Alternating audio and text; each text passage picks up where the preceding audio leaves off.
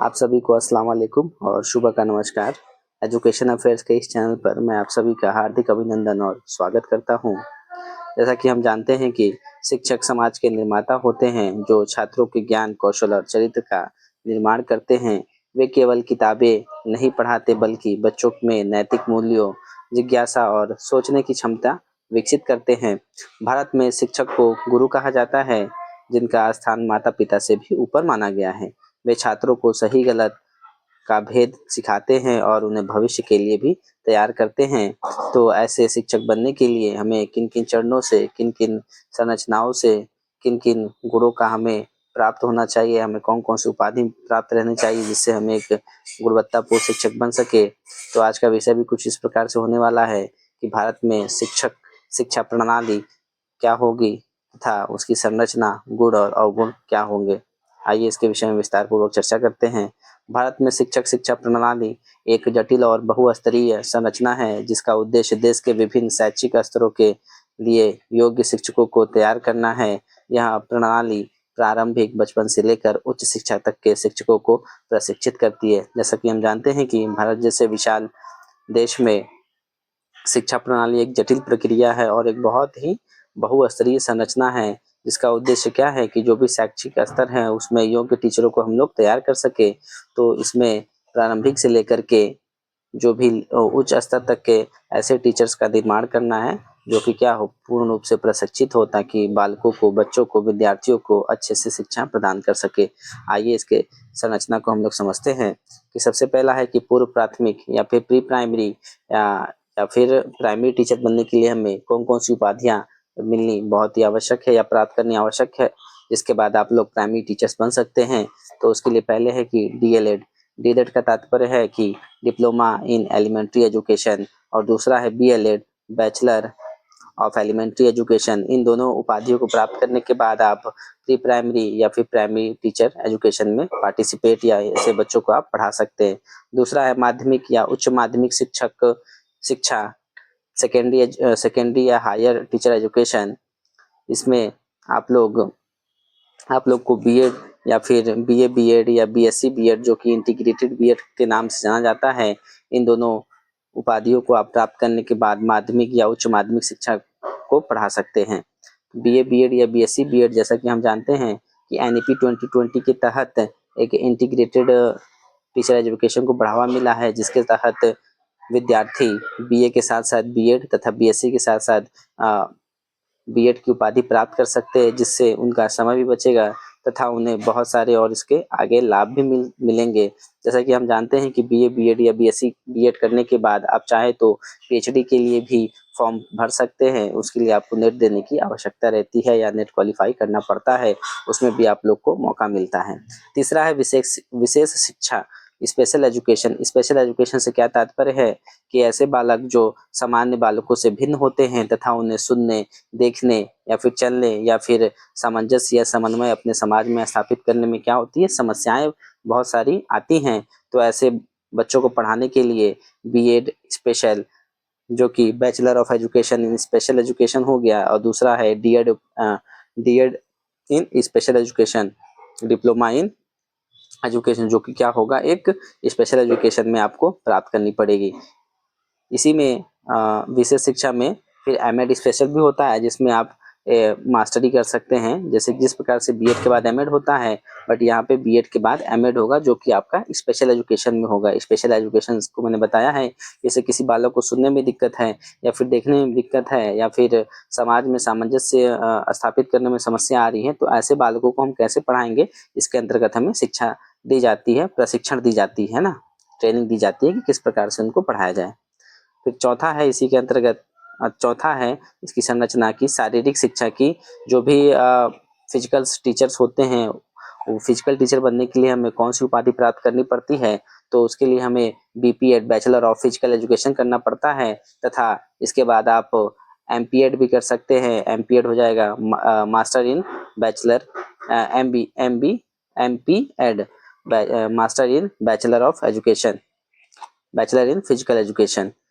इन सब उपाधियों को प्राप्त करने के बाद आप एक शारीरिक शिक्षक बन सकते हैं या फिर एक फिजिकल टीचर बन जाते हैं, जिसके बाद आप कई सारे विद्यालयों में जाकर के अपनी योगदान दे सकते हैं। पांचवा है उच्च शिक्षा, जो कि विश्वविद्यालय स्तर पर होता है। इसको प्राप्त करने के लिए आपके पास, या ऐसे स्तर पे पढ़ाने के लिए आपके पास एमएड, मास्टर ऑफ एजुकेशन या एमफिल और या पीएचडी, जो कि शिक्षा के क्षेत्र में होना आवश्यक है। तभी आप ऐसे बालकों को जो इस उच्च शिक्षा या विश्वविद्यालय स्तर पर, जैसे कि बीए हो गए, बीएससी हो गए, ऐसे विद्यार्थियों की, या बीएड वाले बच्चे हो गए, उनको भी आप पढ़ा सकते हैं। छठा है सेवारत शिक्षक प्रशिक्षण। इससे क्या तात्पर्य है कि जो सेवारत जो भी शिक्षक है उनको कैसे प्रशिक्षण दिया जाएगा। तो इसके अंतर्गत सेवाकालीन प्रशिक्षण कार्यक्रम कराए जाते हैं, जिसमें शिक्षकों के कौशल को अद्यतन या फिर उन्हें औद्योगिक पूर्ण या फिर डिजिटलाइजेशन के द्वारा पढ़ाया जाता है, तथा नवीनतम जो भी शिक्षण पद्धतियां हैं उनसे परिचित कराने के लिए उन्हें नियमित रूप से क्या कराते हैं, आयोजन कराते हैं। सेवाकालीन प्रशिक्षण कार्यक्रम में कई सारे महाविद्यालयों में यह कार्यक्रम कराया जाता है, जिससे जो भी टीचर सभी पढ़ा रहे हैं वह वर्तमान समय के अनुसार अपने आप को क्या कर सके, परिवर्तन कर सके, ताकि वह नए नए जो भी डिजिटल जो भी उपकरण है उसका उपयोग करके बालकों को अच्छी शिक्षा प्रदान कर सके। इसमें एनसीईआरटी, नेशनल शैक्षिक, जिसे हम लोग राष्ट्रीय शैक्षिक अनुसंधान और प्रशिक्षण परिषद, और एससीईआरटी जो राज्य स्तर पर राज्य शैक्षिक अनुसंधान और शिक्षण परिषद है, ये क्या करती है संस्थाएं, पाठ्यक्रम विकास या फिर शोध और शिक्षक प्रशिक्षण में महत्वपूर्ण भूमिका निभाने का कार्य करती हैं। आगे देखते हैं कि भारतीय शिक्षा प्रणाली के प्रमुख गुण इस प्रकार हैं कि इसके अब गुण क्या है, टीचर एजुकेशन के क्या गुण हैं, आइए इसको समझते हैं। पहला है मानकीकरण और विनियमन।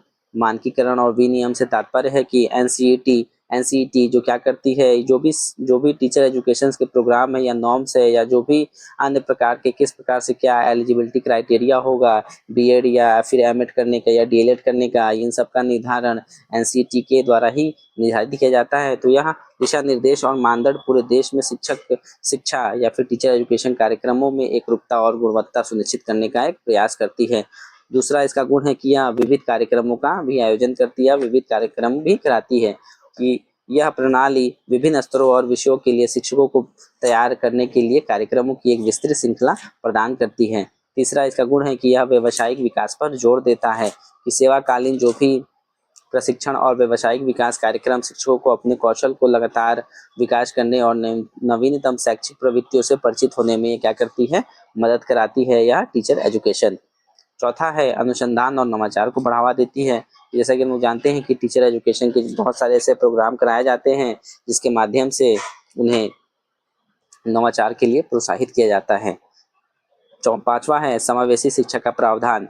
इसका यह एक विशेष गुण है कि यह विशेष शिक्षा कार्यक्रम विकलांग छात्रों को पढ़ाने के लिए योग्य शिक्षकों की आवश्यकता को पूरा करता है, जिससे समावेशी शिक्षा को बढ़ावा मिलता है। समावेशी शिक्षा से हमारा तात्पर्य है कि जहाँ पर सामान्य और असामान्य बालक, जिन्हें देखने, चलने या फिर सामंजस्य स्थापित या समाज में समन्वय स्थापित करने में समस्याएं आती है, तथा जो बच्चा एवरेज होता है या फिर जो बालक बहुत ही सामान्य रूप का बालक होता है, तो उन दोनों को एक साथ रख करके जहाँ शिक्षा दी जाती है, तो समावेशी शिक्षा का यह प्रावधान भी करती है भारतीय शिक्षा प्रणाली। अब इसके देखते हैं कि अवगुण क्या क्या है, कि इसके क्या क्या खामियां हैं, कि भारतीय शिक्षा प्रणाली में कुछ महत्वपूर्ण अवगुण भी होते हैं, उनको जरा देखते हैं। पहला है गुणवत्ता में भिन्नता। जैसा कि हम जानते हैं कि विभिन्न संस्थाओं में शिक्षक शिक्षा या टीचर एजुकेशन की गुणवत्ता में व्यापक भिन्नता है। कई निजी कॉलेज केवल डिग्री प्रदान कर देते हैं और क्या करते हैं कि वो टीचर्स पे ध्यान नहीं देते, उनको ना अच्छे से प्रशिक्षण देते हैं, जिससे क्या होती है कि गुणवत्ता में बहुत ही ऐसे टीचरों की कमी हो जाती है जो गुणवत्ता से या उनको क्वालिटी दिया जा सके। आज भी बहुत सारे ऐसे कॉलेजेस हैं जो क्या करते हैं, मात्र डिग्री देने का कार्य करते हैं, ना कि उन बालकों को या ऐसे टीचरों को प्रशिक्षित करते हैं जो कि आगे चल के विकास कर सके। दूसरा है पाठ्यक्रम। जैसा कि हम जानते हैं कि कई सारे विद्यालय आज भी पुराने पाठ्यक्रम का ही प्रयोग कर रहे हैं, जिससे वर्तमान शैक्षणिक आवश्यकताओं और चुनौतियों को का क्या हो रहा है, बहुत सारा सामना करना पड़ रहा है। कहीं ना कहीं पुराना पाठ्यक्रम वर्तमान समय के नवाचार को कहीं ना कहीं पीछे छोड़ रही है, क्योंकि वर्तमान समय के अनुसार ही पाठ्यक्रम का निर्माण भी करना बहुत ही आवश्यक होता है। तीसरा है प्रायोगिक प्रशिक्षण की कमी। जैसा कि हम जानते हैं कि पाठ्यक्रम में सैद्धांतिक ज्ञान पर अधिक जोर दिया जाता है, जबकि व्यवहारिक शिक्षण, अनुभव और कक्षा प्रबंधन कौशल पर पर्याप्त ध्यान नहीं दिया जाता है। जैसा कि हम जानते हैं कि हमारे वर्तमान शिक्षा प्रणाली में थ्योरिकल बेस पे ज़्यादा जोर दिया जाता है, जहाँ थ्योरी को ज़्यादा पढ़ाया जाता है, ना कि टीचर्स को ट्रेनिंग दे करके उनके व्यवहारिक पक्षों को मजबूत किया जाता है। पांचवा है बुनियादी ढांचे की कमी। जैसा कि हम लोग जानते हैं कि पाठ्यक्रमों या फिर योग्य और अनुभवी शिक्षक, बुनियादी ढांचे की कमी। जैसा कि हम जानते हैं कि कई सारे संसाधनों में पर्याप्त बुनियादी ढांचे जैसे पुस्तकालय हो गए या शिक्षा सामग्रियाँ हो गई, उनकी बहुत सारी कमियां होती हैं, जिसके माध्यम से हम लोग जो टीचरों को ट्रेनिंग देना रहता है वह पूर्ण रूप से नहीं दे पाते हैं, जिससे वह आगे चल के बच्चों को पढ़ाने में बहुत सारी समस्याओं का सामना करते हैं। छठा है प्रवेश प्रक्रिया में चुनौती। जैसा कि हम जानते हैं कि प्रवेश प्रक्रिया में पारदर्शिता की बहुत ही कमी होती है और योग्यताओं के बजाय प्रवेश परीक्षा पर अत्यधिक निर्भर भी एक मुद्दा है। तो इसका क्या तात्पर्य है कि प्रवेश परीक्षा में कुछ प्रश्नों के माध्यम से क्या किया जाता है, चयन करके उनका एडमिशन कर दिया जाता है, जिससे कि यहाँ पारदर्शिता में बहुत ही कमी आती है। सातवां है नवीनतम शिक्षण पद्धतियों का अभाव। जैसा हम जानते हैं कि कई सारे शिक्षक प्रशिक्षण स्वयं नवीनतम शिक्षण पद्धतियां या प्रौद्योगिकी और मूल्यांकन तकनीकों से परिचित नहीं है, जिससे छात्रों को इसका लाभ नहीं मिल पाता है। जैसा कि हम जानते हैं कि वर्तमान समय में नवीन जो भी डिजिटलाइजेशन हो चुका है और बहुत सारे लोग इंटरनेट या फिर डिजिटल बोर्ड्स के माध्यम से भी पढ़ाते हैं और अपने ज्ञान का विस्तार करते हैं। तो आज भी कई सारे विद्यालयों में ऐसे पद्धतियों का कमी है, जिससे वहाँ के जो शिक्षक है जब बाहर निकलते हैं तो या इन सबसे परिचित नहीं होते हैं, जिससे कि छात्रों को इसका लाभ नहीं मिल पाता है। आठवां है व्यवसाय की प्रतिष्ठा। जैसा कि हम जानते हैं कि शिक्षक के पेशे को कभी कभी कम प्रतिष्ठित माना जाता है, जिससे प्रतिभाशाली छात्रों को इसमें आना कम होता है। निष्कर्षतः हम कह सकते हैं कि भारत में शिक्षा प्रणाली में ने देश में शिक्षा के प्रसार में महत्वपूर्ण भूमिका निभाई है। हालांकि इसकी गुणवत्ता और प्रासंगिकता में सुधार के लिए बहुत सारी महत्वपूर्ण चुनौतियों का भी समाधान करना अति आवश्यक है। पाठ्यक्रम को आधुनिक बनाना, प्रायोगिक प्रशिक्षण पर जोर देना, योग्य प्रशिक्षकों की उपलब्धता सुनिश्चित करना और बुनियादी ढांचे में सुधार करना प्रणाली को मजबूत करने के लिए महत्वपूर्ण कदम होंगे। आप सभी का बहुत बहुत धन्यवाद। कृपया चैनल को सब्सक्राइब करें, लाइक करें और अपने मित्रों के साथ शेयर भी करें। यदि आपका कोई डाउट है तो कमेंट बॉक्स में ज़रूर बोलें और आपको कोई सजेशन देना है तो ज़रूर कमेंट बॉक्स में कमेंट करें। Thank you.